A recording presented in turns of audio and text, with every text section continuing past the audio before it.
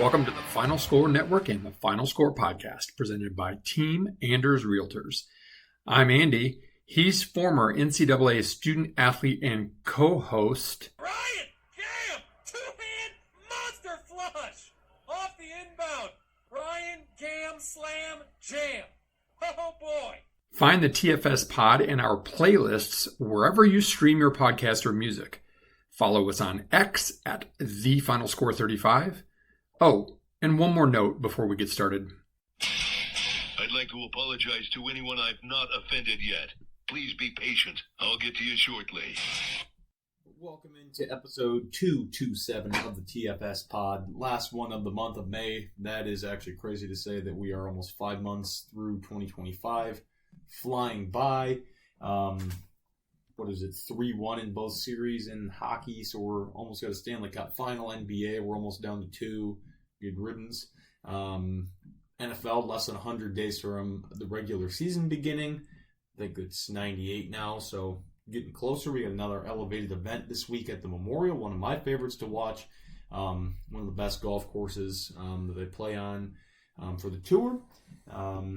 Michigan State gets the NOA from the NCAA quicker than Michigan's ever gotten anything, which is quite funny for a guy that has nothing to do with Michigan State anymore. We could maybe talk about that a little later. But yeah, nothing too crazy going on. Hope everyone is well. We're going to get right to it. I found this article at lunch today, and I thought it was quite interesting, and I hope that more and more golf courses bring on this rule. So Erin Hills, if you don't know, it's in Wisconsin, host of the 2017 U.S. Open and this year's Women's U.S. Open, this weekend actually. Beautiful course, one of the highest rated public courses in the United States, expensive, nice, whatever. So they were having issues with slow play, with the caddies. They came up with this idea for the 7-iron rule, and they have this in their cart barn caddy area and in their locker room when you walk through.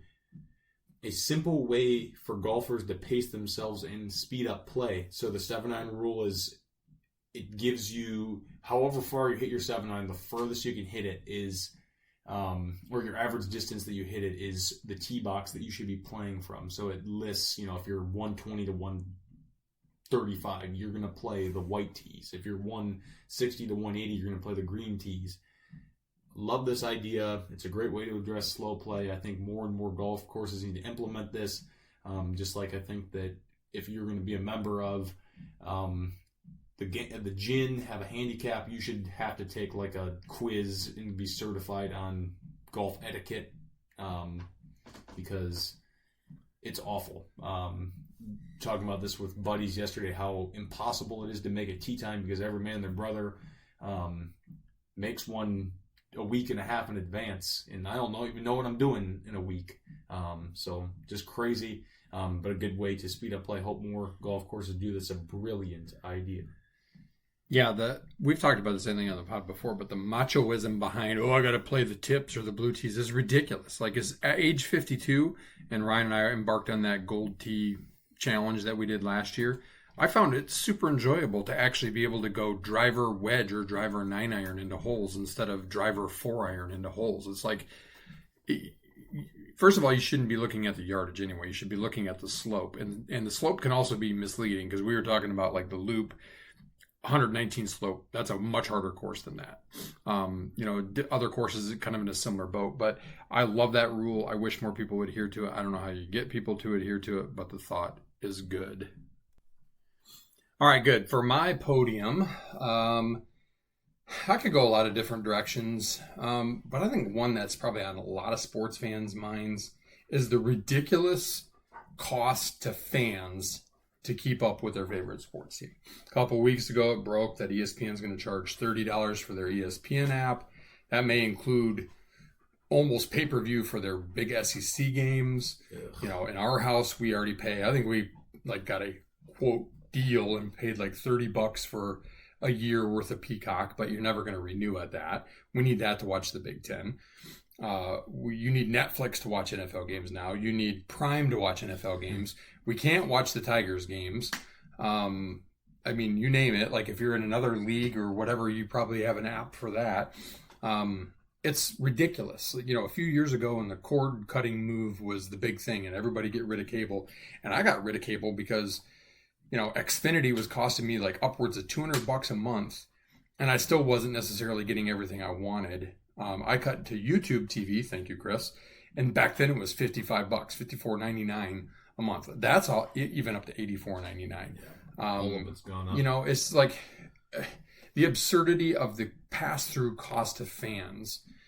Put aside the fact that it's driven obviously by the escalating cost to pay coaches, the escalating cost to pay players, and now especially in college, these unbelievably insane TV contracts. You know, what was it, $7 billion that the Big Ten, quote, signed, wink, wink, per Tyler, you know, back a couple years ago to be on Fox and NBC and CBS. Is like, I've got a solution for all. And maybe somebody's kind of thought about this. You hear of things like Tubi and whatever, but I guarantee no other, quote, free app has everything. I will grant you a full sports app. If you want to watch Euro football, if you want to watch tennis, if you want to watch golf, if you want to watch American football, if you want to watch basketball, NBA or Euro or college, if you want to watch college football, if you want to watch college baseball, if you want to watch dodgeball on the Ocho, fine. $99 a month, all in. I want to watch the Tigers, I can watch the Tigers. I want to watch Michigan State, I can watch Michigan State. No flipping around to extra apps. No being able to have to go between apps, as I know is Chris's favorite thing, to watch games. $99 all in, nothing but sports. And here's the other part of the solution. I'll get an antenna. You can buy one at the store still for pretty cheap for your house to get your local Fox, NBC, CBS, and ABC. Voila, you are covered. If you want to then go a la carte and get Netflix or Max, HBO Max or Showtime or Paramount or one of these other things to watch 90210 or to watch, you know, your favorite show, you know, to watch a Netflix series, some woke Netflix series, or I will say like their true, what is that series that we were watching, the Bin Laden thing, the Manhunt, American Manhunt series. Like, you want to watch things like that? Fine, you can pay extra. But for sports fans, I'm telling you, you would sell them through the nose. $99, you can get your locals for free. In some way, shape, or form, you have access to locals. I get it's old school. You new people who don't necessarily understand an antenna. But Chris, you understand, when we were kids, before cable was around, you had a little knob on your TV and you got not even Fox because it didn't exist. You had ABC, NBC, CBS, and you had PBS on UHF. That was what you had. Give me a $99 sports app, and guess what? I would be all in, because that would be way cheaper than what I already pay. I don't need all the other bullshit channels that are on YouTube, to tell you the truth. I don't need MTV with everything but music on the channel anymore. I don't need all, you know, Women's Discovery Network. I don't need all that stuff. If you want all that stuff and you're not a sports fan, great. You can get YouTube TV. You can get, better yet, Pluto or Tubi or one of these free ones. $99, negotiate it with all the leagues. All the fans can watch it. And here's the reason it'll never happen, is because the sports bars would be out of business. I believe they're trying to drive more and more consumers into sports bars to pay even freaking more money to go on beer and food and everything else. The in-game ticket experience is ridiculous. Granted, this is the first time in, 11, I think, seasons Michigan State's raised their price. $5 a ticket, but $50 a seat license for my seats. You know, and for what? It's for NIL. And it's for guys, as Mitch Lyons has said, you know, posted a great post a couple weeks ago on LinkedIn about how NIL has ruined college sports because you don't watch guys for 4 or 5 years anymore, and you don't watch guys build like him in his career. Like, I've got the solution. Ask the fans for the solution instead of asking the money grubbers for the solution. We've got the solution. We're the ones that matter. And you can keep adding networks and adding this and adding that and adding this and bells and whistles and whatever. At some point, I'm not going to pay for it. A la the Tigers. Granted, haven't had a ton of interest until their great run last year, and now they're really good this year, and so I've got my interest back up. Guess what I get to spend my afternoons doing instead, or my evenings? I sit out on the deck, old school, with a beer, and I listen to them on XM radio. Oh, by the way, I pay $9.99 a month for that app, too. I'm tired of being nickeled and dimed to death in the in-person, in the ether, in the internet, all over the place. Stop bending me over without the Vaseline. True that. All right. This week's Out of Bounds, a familiar name lately, one that kind of... Just can't keep his name out of the news. Yeah, I can't. Rory McIlroy. Yes, he won Grand Slam. Good for you. But his behavior has been... It's almost kind of like erratic. It's childish. It's weird. Petulant. He's not playing the Memorial, which I get. Like, guys, back out of tournaments, Scotty didn't play, whatever. But in the Truist, but like this is Jack Nicklaus tournament. It's one of the most prestigious non-majors. Jack personally invites people. Jack has sat down with Rory and given him advice. He's been a friend to him, a mentor in a way. And Rory didn't even have the courtesy to call the greatest golfer of all time and tell him, hey, I'm not going to play your tournament because, I'm resting up. I'm going to play in Canada next week and then the U.S. Open. Doesn't have the courtesy to do it. He just says, no, I'm not showing up. And chances are, Jack would have been like, you know what? I totally get it. You committed to the RBC. I'm guessing he committed to the RBC for some sponsor thing, for something to do with money. Yeah. Because I'm sorry, Canadian 51st state friend up there, the Memorial is a far better tournament than the RBC in Canada. The Canadian Open. It flat out is. Ryan, you said it earlier. My guess is Rory just can't win at the Memorial. He's played bad there in the past. He's never really placed well. Smiley Kaufman on the show said that he talked to him there last year and said that he really struggles with that course. I just think you do it because it's a tip of the cap for Jack Nicklaus. And this year, I think, is the 50th year of the tournament. His and wife they always honor somebody, and they're honoring his wife. Yeah. And if you haven't seen the video, go watch it. Jack gets very choked up about all that his wife meant to his career and his meant to golf. That's what it's about. Stop being so selfish a-hole, Rory. Like, if you went from being kind of a fan favorite, I'll tell you what happened. The pendulum swung. A few years ago, everybody thought Bryson was the biggest douchebag in the world. He changed his hat. He changed his attitude. He went on social media. He became a man of the fans. He slaps fives with people. Yeah, did he whine that Rory didn't talk to him? Whatever. Yeah, but you know what? He's made himself personable, and Rory has made himself into kind of, in a way, and I'm not meaning this as a compliment, like Tiger used to be. Like, I hated Tiger in his prime because I thought he was such a dick. Like, I get it. He's, arguably the greatest ever, right there with Jack, obviously, but he was so unapproachable, and that's why I loved Phil, because bumbling Phil was approachable, and he gave the thumbs up, and he gave the fans what they wanted. And I'm sorry, but it's still, there's an entertainment level in the game, and you need to connect with fans, and they went complete opposite ways. Bryson, even though he's in the live, people love Bryson. And I guarantee you, the more Rory acts like this, the more people are going to root against Rory, a la Sergio Garcia, who people loved when he was young because he was like the swashbuckler. He was this young Spaniard. He was the next Seve. And then he started to get kind of that brutish, dickish, douchey behavior, and everybody turned on him and hated him too. That's where you're going, Rory. So, if you want to play with fire, you're going to burn yourself. All right, that's our Out of Bounds this week, and we will get back into our Par 3 routine here. And Shot 1 is presented by Norris Sports Group. NSG is a boutique agency of experts with 30-plus years experience in sports sponsorship and much more. Learn more about them today at norrissportsgroup.com. We stick with golf as our first shot. Charles Schwab Challenge this past weekend. Ben Griffin, never won coming to the season, wins the team event with Andrew Novak and gets his first individual win here at Colonial. Good for Ben. Good guy, young guy.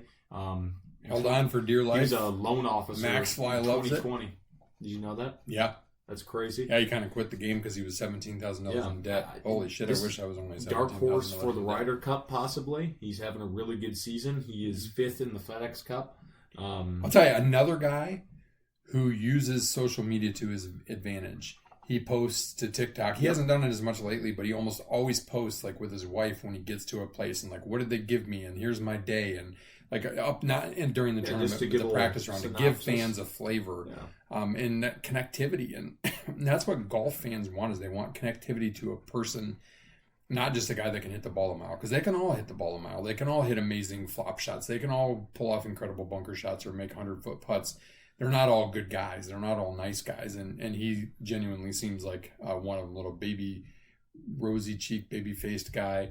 Wears the sunglasses. Like I said, plays Max Fly. Brought Max Fly back into the world of golf, so to speak. Good for him. I didn't watch as much of it as I would have necessarily liked to, per se, because I love to watch tournaments on the weekend. It was a long weekend, and still recovering from my hand injury, so no golf for me, but just kind of was chilling doing other stuff. But congrats, Ben. Good win. Good job. Bud Cauley having another good weekend. He continues to revitalize Fleetwood with another top 5. Earned his way into the Memorial. I mean, that thing almost he probably would have gotten called for a penalty for letting it wait too long, but it was kind of oscillating on the edge, and the little gust of wind came and dropped it. That was kind of cool. Needed that putt on the 18th Scotty hole. Scheffler plays his C+ game and finishes in the top 5. How about that? That's crazy. And had he had a better first day, he probably would have won. Yeah. Gary Woodland, top 11. Nice. Andrew Novak, same. That was a good tournament. Always, it's a pretty course down there in Dallas. It was pretty hot, I think. And the winner gets a cool car every year, different. It's like that baby blue color. Pretty sweet. And that's really all that happened last week. Charlie Woods won a big AJGA event at Streamsong. Andrew James Gam Association. Yep. His first career win, and apparently he shot 66 on the Streamsong Black course, which is one of the tougher courses in Florida. So impressive there for the young man. I think we had a guy from Ole Miss won the college individual national championship. I'm not sure who's winning, who's in the finals right now for the national championship team. Women's U.S. Open this week. Women's U.S. Open this week. Maybe we'll tune in just to see what Aaron Hill's how's looking. I mean, I think the Women's Pretty U.S. course. Open's kind of fun to watch. Nelly Court is fun to watch. Yep, there's some big. Generally, names. I don't know any of the names because they're all on the Asian front. So it's just harder. There's not as many good American golfers anymore. It doesn't seem like so. It's hard to kind of get into it and follow it, but definitely. I was going to say one more thing. What was it? Big news dropped yesterday. Tour Championship no longer starting strokes. We're going from just even. I don't know how I feel about it. I mean, I like it. One of Chris's anyone can do. Oh, then I'll leave it for that. Mailbag questions. Okay, it's a teaser then. Yep. Because I've got some opinions on it for sure. We've talked about it in the past. Yeah. Did he say anything about what the players commented about the par 3s at Oakmont? No, he did not. Victor Hovland and Justin Thomas, as well as Jack Nicklaus, made comments about long par 3s. I think it's number 13 at Oakmont will be playing 292 yards. That's just absurd. I mean, you and I couldn't reach that with a driver. No. Unless it was downhill, downwind. It's downhill, but I mean... And we're talking like Boyne, whatchamacallit, downhill. Yeah. I'm talking about. Definitely wild. On the Arthur Hills course. Yes. Well, it leads us to the Memorial. Fantastic golf tournament. All the biggest names. They're playing twosomes all weekend. There's a cut with this one. And the guy I picked, I thought I'd picked him this year, but I haven't. A guy that's been a runner-up twice, Colin Morikawa. Oh, nice. I don't think that I've picked. I was looking at it. I'm going to go with Hideki. Let's see. No, you have not picked him. He's won there in the past, so great. Yep, I like the way he's playing. And a couple of weeks away from another major in another playlist, which will be kind of fun. Can't wait for see Oakmont in its form. Tough, yeah, one of the toughest. I agree on the what was it? It was the Truist had a 98-yard par 3 on the final day, and it was just as hard as any hole. Like, I get it; it's a test in golf and whatever. I just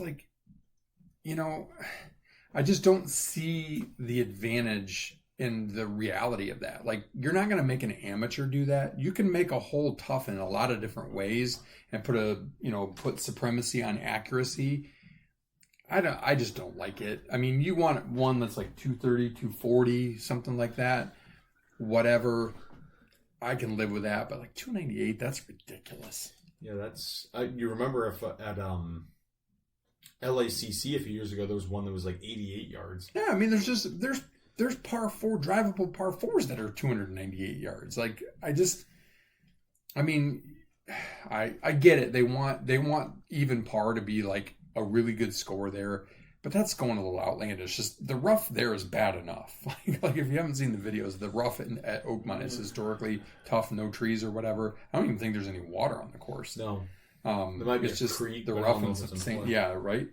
I'm not a big fan of that for sure. Yeah, I agree. All right, that's golf this week, and we will get to shot 2, and then we'll do our presenting sponsor after shot 2. We're back to mailbag. Mitch-a-palooza's back in the fold. Nice. Chris and Palooza's back. You want to go Chris first as you're pulling it up? Sure, I can go with Chris first. Hang on, let me go to Pod Notes from Christopher Quinn Tiscornia. All right. He's got his laundry list that we're checking off as he sends them in. First question. With Jace Richardson being projected anywhere from 10 to 20 in the upcoming draft, what do you think the chances are of him returning to Michigan State? If you were able to advise Jace, what advice would you give him? Well, the clock's ticking. As we speak, he's got 2 hours and 44 minutes to decide if he's going to stay or not, which I would guess he's not. I don't think his stock could get any higher, to be honest with you. I mean, he's a smaller guard.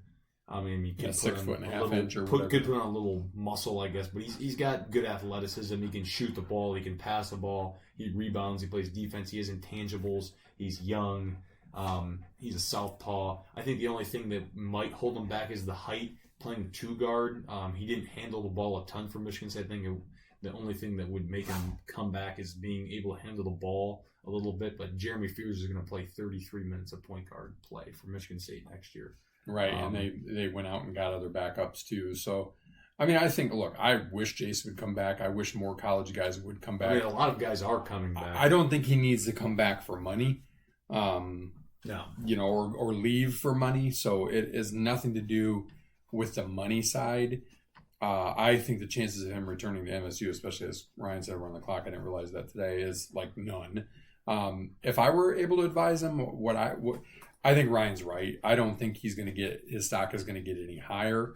I think if that's his dream and that's what he wants to do, he should do it. Like more power to him. Do I wish he would come back? Hell yeah. I think he makes Michigan State 5 to 7 ranks higher than they will be without him. He's that good of a player. He's fun to watch. He does it the right way. He's a hard worker. He does it on both ends of the floor. He does it on offense, defense. He's a special player. So selfishly, of course, I'd love him to come back. But my advice, and I'm sure he got good advice from his dad and others in Izzo too, is like, hey, look, if your stock is maybe arguably at the highest it's going to be, minus a couple of those things that you could shore up, you could probably shore that up when you're playing in the NBA, making even more money. Again, I don't think money is important to him. You can fulfill a dream. A lot of it comes down to where's the fit, who drafts you, are you going to go play in the G League, are you going to actually get to play with a big club, that type of thing. Not everybody pans out, but of course I wish him well and I hope that he does. And I think for him he's making the best decision that he could make. Yep, I agree. Good question. All right. Chris said, I would love this question. How many years will Hunter Dickinson play college basketball if the lawsuit to give college athletes unlimited eligibility passes? Damn, he'll play till he's 60. He legit will play until nobody will give him any money. Yep.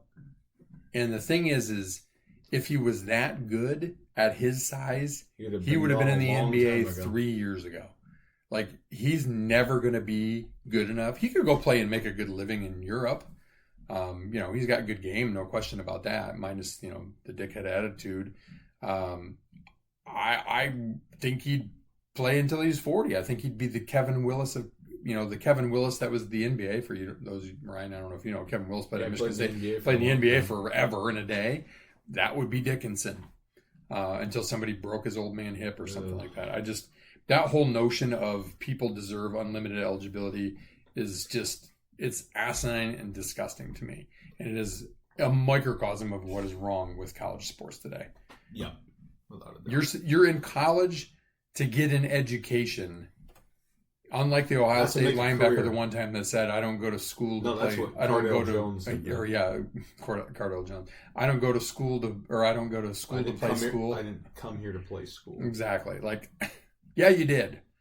You did. And so what the NFL and the NBA kind of figured out with one and done. Here's the thing is, okay, I'll argue this. If you want to stay unlimited, only if you're good enough to have eventually play in the pros in the NBA. Well, And that's guess what? never gonna happen. That's never going to happen, right? Yeah, if you stay that long, it's never going to happen. I just think it's ridiculous, but you know it, Chris. You're completely right. You would take advantage of it.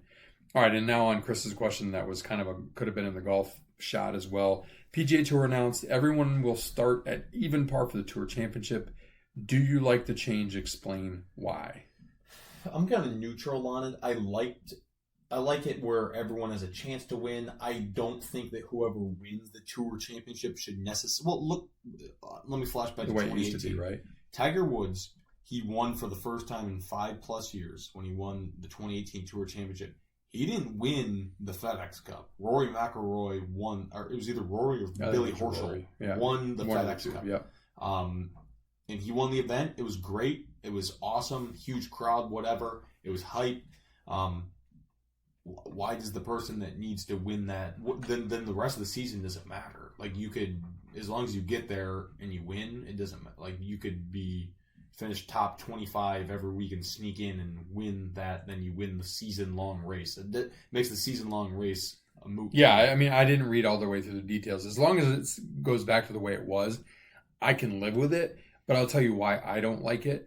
And Chris, your second part is, should the tour find another way to acknowledge the accomplishment of the top 5 or 10 regular season finishers? If yes, what ideas do you have? So here's my idea, and I think they should do this for the PGA Championship too.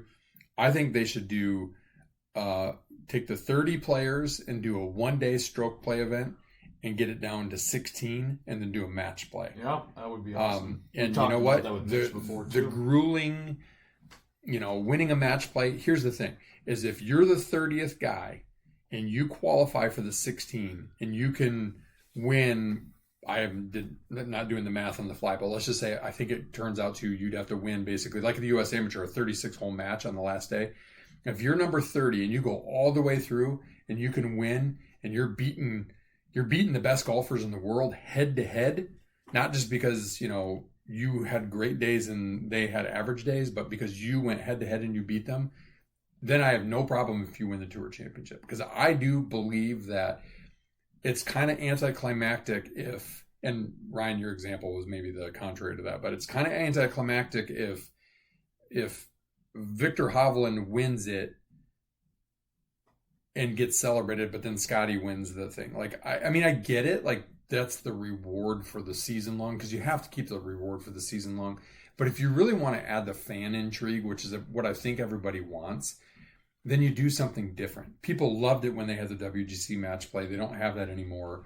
So if you're not going to do that for the PGA, a la how it used to be, do that for the Tour Championship. And then I have zero problem if the guy that, like, in that second weekend of kind of the FedEx Cup playoffs slides into the 30th spot and then he finds his way to win it because he just went on a heater for an entire weekend, knocking off the number. If you're the 16, if you get in as a 30, you're going to be the 16 seed, and then you're going to beat the 1 and you're going to beat the 2 and you're going to beat the 4 and the whatever. Great. I would love to see that. That's what I personally think they should do. I don't mind that they took away the lead as long as they don't minimize the fact that, like, Scotty or Rory or whoever goes into it in the lead needs to have some sort of an edge and a chance to win it, because it should be a season-long thing. It's not a one-day tournament or a one-weekend tournament. Yeah, I agree.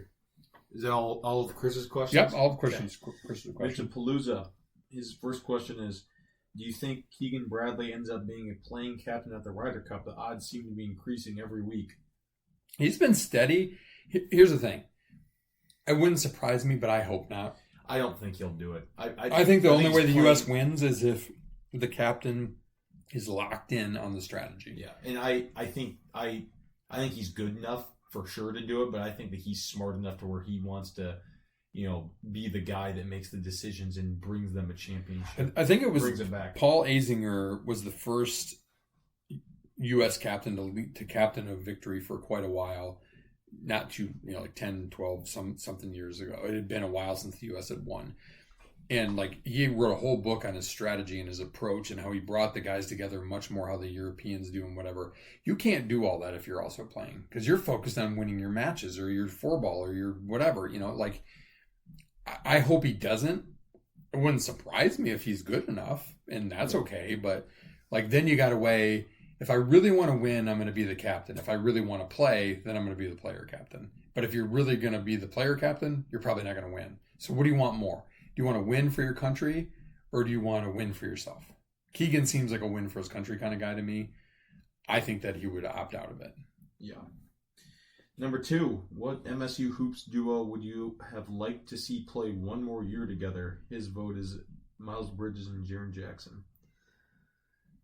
That's a good one. You could go. Oh man. You could go Cassius and Xavier. That's mine.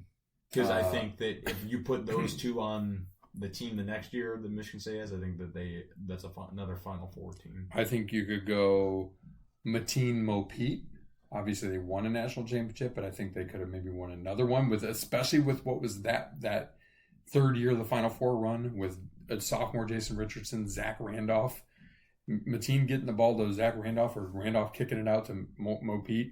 And the third pair I'll give you is the pair that was there my whole 4 years is Fire and Ice, Respert and Snow.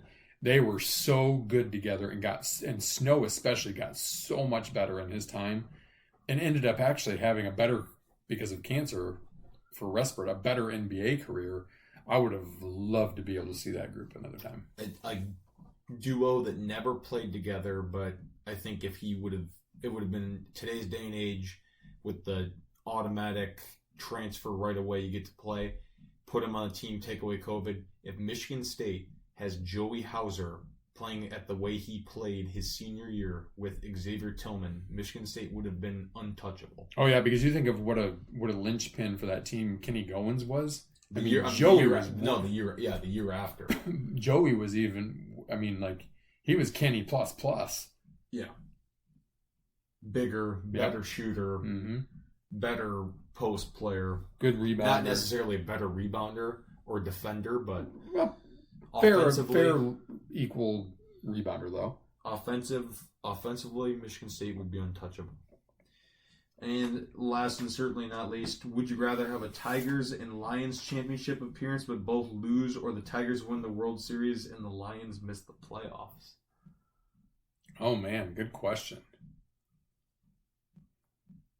Ooh, championships are good. I would like, because I would love to see the Lions get to the Super Bowl. Yeah, obviously, we know how hard it is. Look how great their season was last year. I mean, they had some devastating injuries, but it felt so because of the loss of Washington. I'd rather see them get to the World Series and get to the Super Bowl and both lose than just one win it. I mean, don't get me wrong. I'd love to see the Tigers win it. I'm back to sitting out on the porch, old school, like my grandpa taught me. He'd listen to Ernie Harwell and Paul Carey, and now it's Dan Dickerson, and I don't even know the guy that's with him, and I'm just sitting there basking in the sun, just old school, and I'm loving it, and it's fun to follow the Tigers again, which is great. Which gets into, unless we have another question or you have another statement. No, that's all from Mitch. First, we'll do an ad from our presenting sponsor. Team Anders Realty will help you find the home that fits your wants and needs, and they make the process simple and fun along the way. Anders have served thousands of clients for 30 plus years in the West Michigan area and are here to serve you today. Learn more at teamanders.com. Which leads us into, we did Tigers Mount Rushmore last week. Yep. Tigers all-time starting lineup. So we're going to go batting order. What's your lineup? However you want to spin it. You want to go best Tigers of all time. I made sure that I use all my Mount Rushmore guys. You want to use, just guys in your lifetime. You want to use guys just from a season. That's okay. It's your choice. If you could march out an all-time Tigers starting lineup, what would it be? And then who would your starting pitcher be? And who would your relievers be? Yeah, I went with lifetime because I know like Gibson, 84, Morris, Willie Hernandez, all those guys. I know those names, but I didn't watch them, so I can't say that. So I went lifetime. Batting first, playing center field, Curtis Granderson, we talked about him last week. I like Great that. leadoff hitter, great fielder, pretty decent hitter too. I mean, he got traded in New York. They gave up a lot for him. I strongly considered Curtis too. Yeah, I loved him. Batting second, another just outstanding fielder. I think he went like 3 years without an error or something. Placido Polanco. Number 14, the short man with the turtleneck. Not necessarily the best hitter, but he was good enough. He got on base. He wasn't a big home run power hitter, more of a contact guy. He's my second baseman, batting second. Then batting third, playing designated hitter. Could play a little catcher too, or first base if need be. Former Cleveland Indian Victor Martinez. He had I forgot that he played for the a Tigers. few really solid years with the Tigers. Switch hitter. I think he led the Tigers in home runs a couple years. Pretty awesome player. And he was versatile. Batting cleanup, my favorite Tiger of all time. Playing first base, Miguel Cabrera. One of the best hitters of all time in the game of baseball. Triple Crown winner. Unbelievable player in his heyday, especially. Batting fifth. Not the best fielder, but holy power in the middle of this lineup for the Tigers. J.D. Martinez. You probably forgot he played for the Tigers as well in that little spell. Big time hitter. I think he's still playing a little bit, but not as. I think he's been injured. But huge home run hitter. The middle of that lineup would pop big time. Batting sixth, playing third base, not Brandon Inge. Nick Castellanos. Watched him play for the Whitecaps a long time ago. He's on the Phillies now, known for hitting home runs on when bad events happen. But good hitter, pretty good fielder. Got him batting sixth and batting seventh. I changed this last minute when I made my lineup. I'm going to put a guy that came over from Minnesota to Detroit. I think he batted second a lot for the Tigers. Really good guy, really good fielder, and a pretty solid hitter throughout his career. Torrey Hunter. Torrey. I had Ordonez there, but I thought I'd want to have at least one more rangy fielder to be out there. Then batting eighth, playing shortstop. Kind of a tough one here. I was going between Guillen, but I ended up picking Johnny Peralta, another former Indian. Tigers. Peralta. He was good, solid player. Then batting ninth, playing catcher. Tigers haven't had a ton of great catchers in my lifetime, but he's the best one. Ivan Pudge Rodriguez. Definitely. He played for Texas before. Rangers, yeah. Then I think he played for Cardinals maybe for a minute after the Tigers, but really solid. My starting pitcher is the ace. In his last 50 games as a starter, he's 25-7 with like a 2.82 ERA. Carrick Skubal. Yeah, I thought about him, man. Like he had the Maddox complete game the other day. Less than 100 pitches, more than 13 strikeouts, no walks, a complete game, 0 runs, and only 2 hits. I mean, and threw 103 miles an hour. He went 100 and 103 in the ninth inning. Unbelievable. That's special. My relief pitchers. Are you allowed to use starters as relief pitchers? I mean, call it a. I'm just going setup man and like. Yeah, I mean, I don't really. I guess setup man. I didn't really pick a setup man. Who was good? Joaquin Benoit. He actually wasn't terrible. No. Side head definitely would not go with Rodney. He was terrible. Zumaya. Phil Koch. He wasn't terrible. I'll go Benoit. And then my closer. T-Ball Todd. No. His best year. I think he's perfect on saves. Papa Grande. Hit the 1 year of the big fella. I think he was 46 for 46. I want to say in 2013 or 14. Yep. Pretty special season. Did not want Todd Jones. Didn't want Greg Soto from a few years ago. That's the only closers I can think of in my lifetime. No T-Ball Todd. He sucked. Yeah, I know. Only the really good ones stick out. So my lineup blends kind of legendary hitters, defensive greats, and a couple dominant pitchers from different eras. So I certainly didn't see some of these guys play. I just know about some of them by reading them and knowing my Tiger history a little bit. So leading off for me, one of the all-time greatest hitters, playing center field. Ty Cobb, also a nasty son of a bitch from everything that I've Really? read about him. Yep. Used to spike people because they wore metal spikes. He'd That's spike awesome. people sliding into second base.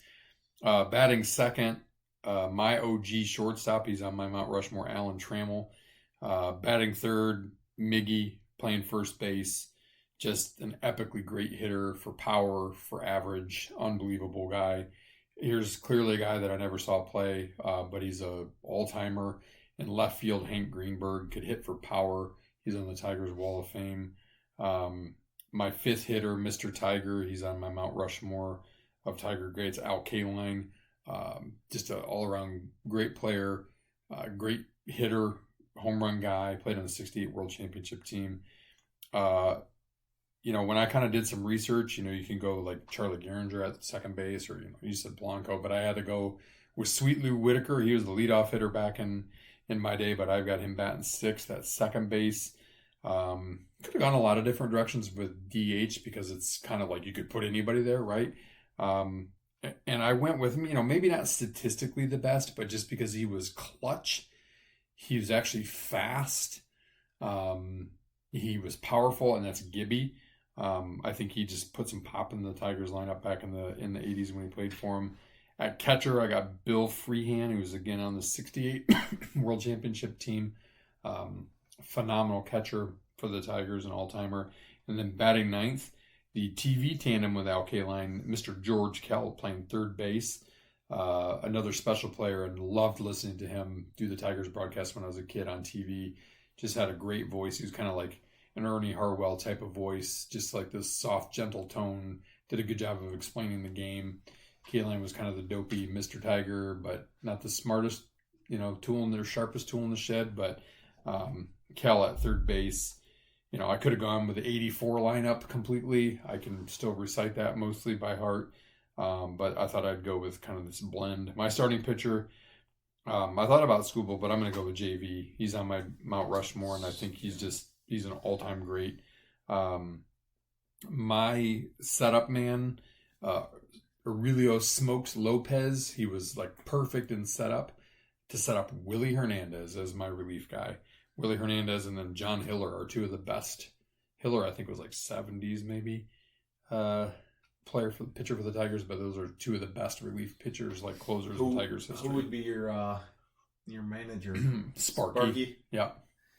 Smokes was great though. I liked Smokes, but Sparky was great. I mean, he won it with the Reds. He won it with the Tigers. He was just a classic. He's what I still think of when I think of a manager in baseball. Old guy with the white hair, and just kind of reminds me of my grandpa. And yeah, I don't know, something about him. Hinch is pretty good too, though. Hinch is a very good manager. As long as it's not, what was that idiot Ron Gardenhire or whatever they had that guy from the Twins? Terrible. Mm-hmm. Well, their lineup was terrible too. But still, but yeah, he was horrible at his job. All right, that was a fun one. Let us know if you have any other things like that you'd want us to do. Maybe do a Pistons all-time starting five or something. Yeah. I don't know if we've done that. All right, time to sprint home. Is flag football the dumbest thing to be in the Olympics aside from breakdancing? Yes. There's a lot of dumb things in the Olympics. Awful. I've already said it. It should be track and field. It should be swimming. It should be figure skating, gymnastics, and that's about it. All the other stuff is ridiculous. It's kind of like celebrating trannies winning women's sports. It's like celebrating speed walking? It's like celebrating mediocre athletes and giving them a gold medal for being special. There's something that's for that. That's called the Special Olympics. Yeah. Is live golf dead in the water? And I ask this because a lot of these guys' contracts are running up. They're not going to give signing bonuses anymore. Their ratings have just plummeted in the last year. Is it dead? You knew they were going to bleed out eventually. Like, I don't care if they have endless money. Who throws away money when they don't get anything in return? Yeah, I mean, no good businessman does that. It's dead. I think it is. I think that's why nothing's been done. Brooks, Dustin his contract's done after this year, and they're not. I don't think he's going to re-sign. I bet he'd be done with golf in general. Yeah, wouldn't surprise me. And then Brooks and Bryson done next year. Yeah. All right. I got this from ChatGPT. I asked it questions to see if I could find any to get the brain working. Most naturally gifted athlete of all time. Ooh, I like that. Now, geez, that's a tough one. Bo Jackson. Yeah, I since you said him, I'm gonna say Usain Bolt. That dude. Oh yeah, he's a good my one. goodness, tall too. He's like 6'5". Yeah, unbelievable sprinter. Yeah, and last but certainly not least, most iconic baseball venue Of all time or in just current? all time. Okay, so I was always partial to Old Tiger Stadium, but it was not necessarily pretty. I got to go with Wrigley. I've been there several times. I was there for the Bartman game. I've watched I've watched from outside, in left field. I've watched from in the stadium. It's nothing fancy, certainly, but it's historic. Nostalgia. I kind of miss the days. You didn't know this, but Ryan, when I was a kid, there were no lights there. Yeah, they only played. So they always were on WGN, which was on cable, every day, every afternoon. And I would get home from school, or in the summer, I'd be out playing with my friend Buddy, and his grandparents lived a couple doors down from him, and his dad or his grandpa always had the Cubbies on, and so we'd go and sit in there if it was a rainy day or whatever and watch the Cubs with his grandpa. So I would go Wrigley. Since you said Wrigley, I'll go Fenway. Mm-hmm. I haven't been in it, but I've been outside of it. It gives off that aura. Yeah, I would agree with that. Would love to go to a game at Fenway, since I've already been to a game at Wrigley. New stadiums have all the comforts, but they don't have the character. No, I mean, they've gotten rid of a lot of the really good ones. I mean, Shea Stadium, Old Yankee Stadium, those are obviously dumps, but those are classic stadiums that are gone. Mm-hmm. So yeah, that's the episode. We appreciate all of our loyal listeners. Let us know what questions you have, what you want us to answer in the dog days of summer. As we get closer to college football, we'll do our previews, all that fun stuff, and NFL stuff too. So appreciate all the support. In the meantime, as Mr. Bill Parcells once said, I'll leave you with a lengthy one. Confidence is hard to teach. Confidence is only born of one thing, demonstrated ability. It is not born of anything else. You cannot dream up confidence. You cannot fabricate it. You cannot wish it. You have to accomplish it. I think that genuine confidence is what you really seek. That only comes from demonstrated ability.